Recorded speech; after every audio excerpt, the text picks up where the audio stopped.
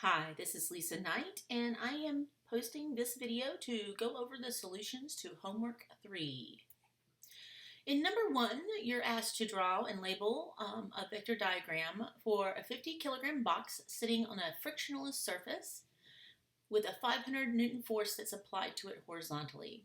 So I've drawn a picture of the box, and I've indicated that it has a weight force, a normal force, and an applied force acting on it.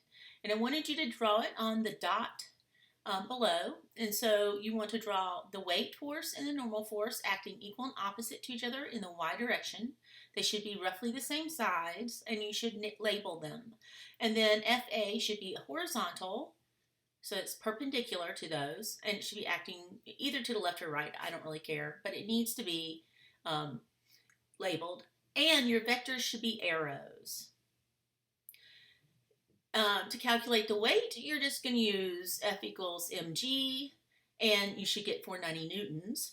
And in this diagram, the weight is simply equal to the normal force, so the normal force is also 490 newtons. And to calculate the acceleration, you always write the net force equation, and you determine what the net forces are acting on it. So this is going to accelerate in the x direction. So all the forces acting in the x direction are just FA. So FA is going to cause the mass to accelerate. FA equals MA, and you plug in your numbers, and you should get A equals 10 meters per second. In problem number 2, you have a man pushing a lawnmower. So he's pushing down at an angle of 30 degrees relative to the horizontal. And that means that he's pushing it forward with some tension in the x direction, and downward he's pushing it into the ground, like pushing on top of it, with some tension in the y direction. This also has some weight. So in our diagram, you want to label the Tx, the force that's actually causing it to move across the ground in the x direction, and this is going to be the force that causes it to accelerate. And you want to label Ty because it's going to actually cause the lawnmower to be heavier than it really is. And you want to draw the weight as well. So Ty and weight should both be vertical vectors in the down direction. And then the normal force would be the ground supporting both of those. So it should be the same length as Ty and Fg at the same time. So Fn is just going to be the sum of Ty plus Fg. So you're going to find the y component of T and Mg, and make sure your calculator is in angle mode, degree mode. You should get 540 newtons. And for the acceleration, the only force that's causing the acceleration in this scenario is Tx. So 100 cosine of 30 is going to be equal to 50 times A, and A is 1.73 meters per second. If we scroll down to the same problem where we have friction in the problem, the diagram is going to look very similar. You're going to have Tx, and you're going to have Ty and Fg, just like you had before, and you're going to have F normal. But instead of just having Tx in the x direction, you're going to have Ff acting opposing it. So what's going to happen is that Fn is still going to be equal and opposite to Ty and Fg. It's still going to be 540 newtons. But we also have a friction force, and friction is a coefficient that doesn't have any units times the normal force. In this case, our problem tells us that it's 0.25 times what we had in the first problem, 540 newtons, which is 135 newtons. The acceleration is going to be slightly different because not only are we pushing it forward with Tx, but friction is slowing it down. It's acting opposing our motion.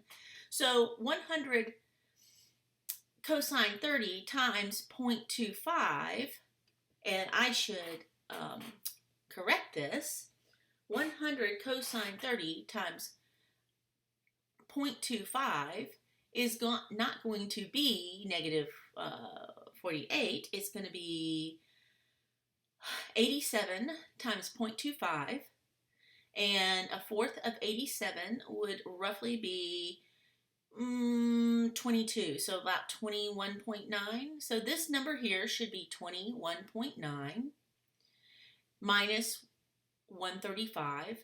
So this should be negative 1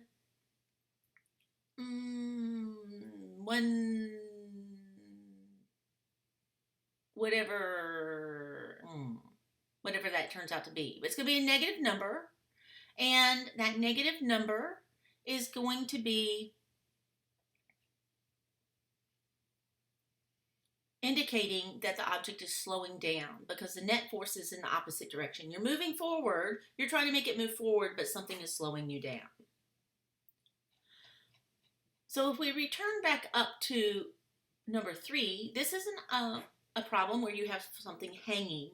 And I did an example of this in the video I sent out, but you have a mass hanging. It's being suspended by wire A and B. So when you draw this, you want to draw in the X component of A to the right and the Y component lifting up on an object of A. You want to draw the X component of B to the right, to the left, and the Y component lifting up. And then you want to draw in the weight force hanging down. So you can look at this diagram and you can see that BY plus AY is going to balance out FG, and BX is going to balance out AX. So if we go with that, BX is equal to AX, or B cosine of 25 is equal to A cosine of 25, which simply means that B and A are going to be the same value. We also know that FG is equal to BY plus AY, and if we substitute in the formulas for these, and then we substitute in for one of these unknowns, we have B and A, I'm going to substitute in A for B, so now I have mg equals A sine of 25 plus A sine of 25, which equals 2A sine of 25. And now I can solve for the tension A. And when I do, I get 1160 newtons, and that will also be equivalent to the tension B. In problem 4, we have a pulley problem. And in the first question, in question A, we want to consider, we actually want to consider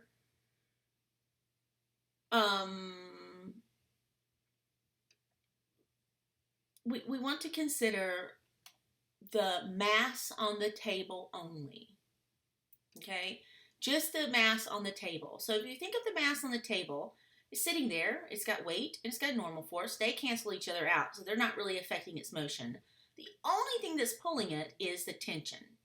So if I apply the net force equation to it, the only force that makes M1 accelerate is T equals M1A. So this is the only equation for that particular object.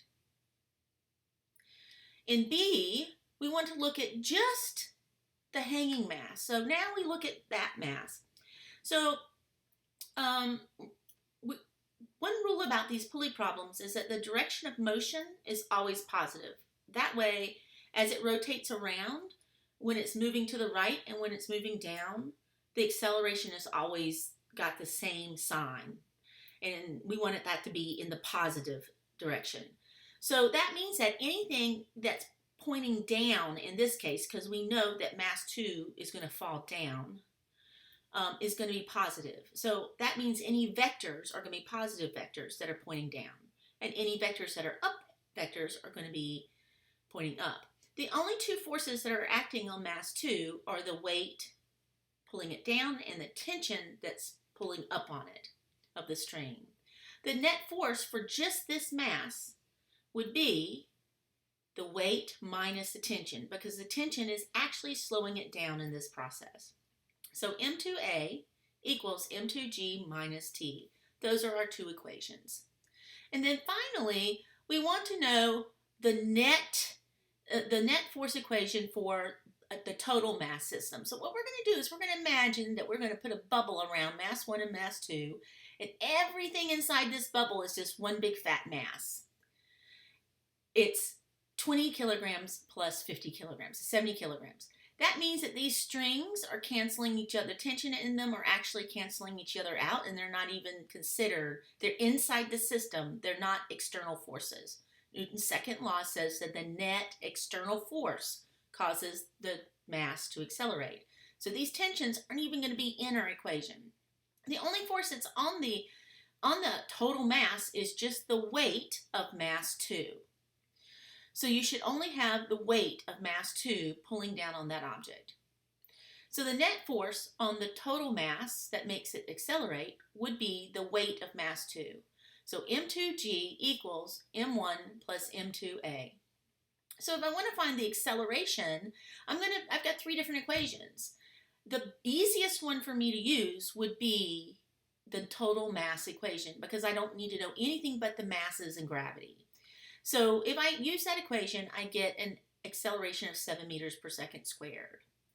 And if I want to calculate the tension in the system, I could use either one of these equations. It doesn't matter which one. I chose to use the easiest one, which was tension equals m1a, and I got 20 times 7, which is 140 newtons. And I plug it into the other equation, I'll get roughly, with some rounding, 140 newtons as well. Number 5, we've already done. Number 6, inclined planes. So when we have an object on an inclined plane, I did a problem similar to this in your video from before. The weight is perpendicular to the floor, and it has a perpendicular component that pushes against the incline, and then we have a parallel component that pushes the box down the incline. And F normal balances that perpendicular component. So on your diagram should show FG going down perpendicular to the bottom of the paper. And it should have F perpendicular and F parallel making the X and Y components of FG. And F normal should be equal and opposite to F perpendicular, and you should have arrows representing all those vectors. F parallel is simply mg sine theta, and that should be 251 newtons. Fn is F perpendicular, which is mg cosine theta, which is 690 newtons. And to calculate the acceleration of the system, the only thing acting on this incline that makes it accelerate down is F parallel. So 251 newtons equals 75 kilograms times A, and you should get 3.3 meters per second. And the last 2 problems have to do with centripetal force. So in A, you want to find the tangential speed for a girl on a merry-go-round. And tangential speed is simply the circumference divided by the time it takes for 1 revolution. In this problem, it takes 60 seconds to go 3 rotations. So only 1 rotation would be 20 seconds. When I plug and chug into the formula for tangential speed, I get 1.26 meters per second. The formula for centripetal acceleration is v squared over r. When I plug and chug into that, I get 0.397 meters per second squared. And when I plug and chug to find the centripetal force, which is simply the mass times AC, I get 23.8 newtons. And for D, when I asked to explain why you can't use centrifugal force to explain that outward force that she's feeling, you need to explain that centrifugal force is a false force, and that what you're really experiencing is your inertia makes you feel like you're pushing you outward, because really what's happening is you're trying to go in a line tangent to the circular path, and the right is pushing you inward, keeping you in the circle. And in number 9, you have another problem where you know that a car is rounding a curve of 20 meters per second, it has a mass of 1,000 kilograms and a speed of 40 miles per hour. I Googled the conversion between 40 miles an hour, and I got 17.9 meters per second. You can also do your unit converter on your calculators. Most of you had that. And I use my formula, FC equals mv squared over r. 1,000 times 17.9 squared over 20 gives you roughly rounded up to 16,000 newtons. And what's the force of friction that's causing the car to stay in the circle? Well, if you read the book, you'll find out that that car is staying in the circle because the frictional force is what provides that centripetal force. It's the force that's actually pushing it back into the circle. So it would be 16,000 newtons. And if you want to find the coefficient, you want to use the formula that you used in other problems. And that would be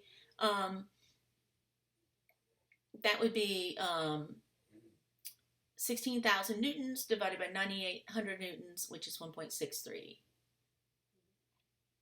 Oh, and I think I skipped a problem, and I apologize.